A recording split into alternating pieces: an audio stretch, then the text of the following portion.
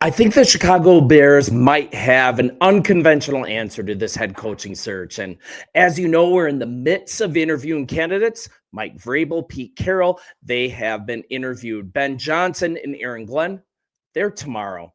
But there's one guy that just keeps popping up, and I'm really intrigued by him the more I hear about him, and that's Ravens offensive coordinator Todd Monken. Look, if these other candidates aren't the right fit, this is a really hard guy to say no to. He checks a lot of boxes. And as far as interviewing by NFL rules, Monken, he can begin any interview process he would like remotely 3 days after the Ravens face the Steelers in the wild card round, and that's on Saturday. In-person interviews can come later this month. You've got to get the candidate in for a virtual interview now in order to be able to get the in-person later in the month. So expect the Bears to bring him in as they have expressed interest to the Ravens. And there's zero guarantee that Johnson will be coming to town. He's pretty finicky about fit. And let's not put all our eggs in one basket here, especially since Johnson notoriously interviews poorly. And there's also the thing like, the Bears are asking Johnson to actually give them a leadership plan. Instead of with other candidates, they're just simply asking, what is your plan for Caleb Williams? The Bears are just as nervous about him never be running a team in its entirety, just being a really good offensive coordinator. So do what you want with that, but that is a huge concern. Monken very well might be the best of both worlds here.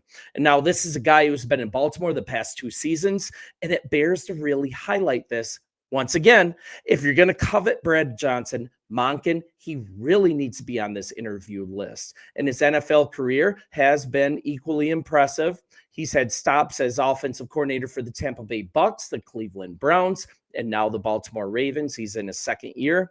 And in 2023, he guided the Ravens' high-octane offense to a top 5 ranking in scoring and total yards. And he was also instrumental in getting quarterback Lamar Jackson in a spot to earn his second MVP award. And now his offenses are known for their efficiency. They rank among the league's best in passing yards, third down conversion rates, and overall production. There's so much to like here. And Lamar Jackson, I think he's in line to possibly get his third MVP this year. And that makes it 2 in a row under Monken. So let's kind of look at his experience. It spans almost 4 decades. And the guy isn't just an X and O's person. He's been a head coach at Mississippi State, and he has guided every team that he's been on to success, every single stop he's been at. He's even been a huge driver of multiple national championships as an offensive coordinator at Georgia. And he's also a guy who's been there. He's not going to shy away from the spotlight. He's shown the ability to develop talent. He might just be a solid choice for a city like Chicago. And I'm going to go straight from Bill Zimmerman at Windy City Gridiron. He's fantastic. And I'm just going to quote this. I have a feeling that Monken is going to knock his interview out of the park. He's almost 60, but he's like Pete Carroll and has a youthful aura around him. And I think the Bears will totally be hook, line, and sinker here and buy in. Monken is a local Chicago guy. He has an extensive coaching record, and I just have a feeling he'll be a finalist for this job. And Windy City Gridiron has him as the number 3 prospect as far as a coaching candidate to take this head coaching job in Chicago. So not a lot of people are talking about this guy, but his name is really gaining a lot of steam as we continue to interview candidates. So, and with Monken, it's not just lip service either. It's actually true that he's innovative. He's consistently gotten results by adapting his play calling and strategies to his players' strength. Once again, it's not lip service. This is proven. I want to talk about how he's found success also with a diverse set of quarterbacks. And let's just kind of look at his experience here. These are the highlights. OC for the Baltimore Ravens, 2003, and he's presently there. OC and QB coach for Georgia, that's in 2020 to 2022. Offensive coordinator for the Cleveland Browns in 2019. And then he had a stint as OC for Tampa, 16 to 18. And then he was a head coach at Southern Miss leading up to that in 2013 to 15. And we're looking at a guy here. He's been a coach At the highest levels for 46 years. He's been known to be an innovative offensive mind once again. And the guy's won across the pros and in the college ranks. So he's very experienced. And once again, one thing that's going for him, he is a local guy. He was born in Wheaton, lots of Chicago ties, but you guys know that's not why he should be hired. He's just got experience here. He started at Grand Valley State in Michigan in 1989. That led to his first spot in Jacksonville as wide receivers coach in 07. Then in 2010, jumped back to college, was the OC and QB coach at Oklahoma State, very successful time there. And that led to him being the head coach at Southern Miss. He took over a program in really rough shape. I mean, granted, he went 1-11 his first year there, but he had him at 9-5 by his third year. And the guy's just shown the ability to get the most out of quarterbacks with diverse skill sets, even marginal quarterbacks. Look at his coaching that helped Nick Mullins to break into the league as an undrafted free agent. And then we look at his work at Cleveland as the OC. Now we're talking about his tenure there. He was the OC in 2019.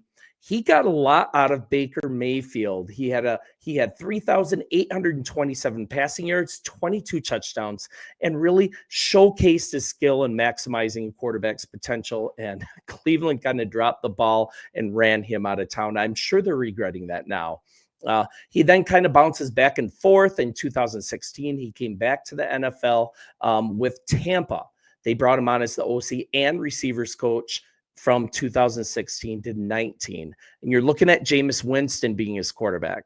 And you all know Jameis, right? Tough to rein in, but he had his two best, most efficient seasons under Monken. And he actually oversaw kind of a duo of quarterbacks. Ryan Fitzpatrick was there as well, but together they guided an offense that led the NFL in passing yards. That's 320 yards per game. That was in 2018. And it's also, he ran a system there that emphasized the vertical concepts everywhere, a league high 10.3 air yards per attempt. Just aligns perfectly with Caleb Williams' ability to stretch the field. I mean, more from his time there, but it actually extended past the quarterback.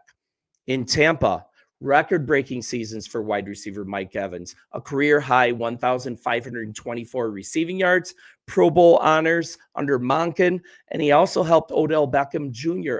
achieve his last really good season, I would say, 1,000-yard season in Cleveland. And then you're kind of looking at the different styles. He had a primarily vertically based offense in Tampa, but let's go back to Cleveland. And Nick Chubb was a league leader running the ball in Cleveland. This guy is a coach. He's flexible. And think of this in Chicago. He can work with Caleb's dual threat ability. He'll be able to install deep passing concepts, but try not to make him a wooden pocket passer. He's working with Lamar Jackson right now successfully. He isn't afraid to balance it out with a strong running game either. And then let's talk about his time with Georgia. That's in 2020 to 22. As their OC, he guided Georgia to back-to-back national championships. And he did that with quarterback Stetson Bennett. Now, the schemes that he ran there, really dynamic passing and rushing, balanced offenses. And under him, it really established Georgia as a powerhouse in college ball nationally. And kind of the reason I want to highlight these quarterbacks is not because they're earth shatterers. I mean, Mullins and Bennett. This is a coach who just has been able to find success with nominally talented passers even. And it's been throughout his career. He gets the most out of his players. And he also has had success absolutely everywhere he's been. The Bears need to consider him for this spot. So let's talk about coming to Baltimore a year ago in 2023. Jackson, the two best seasons of his career. And it's kind of the recent time in Baltimore that moves the needle. And if Ben Johnson,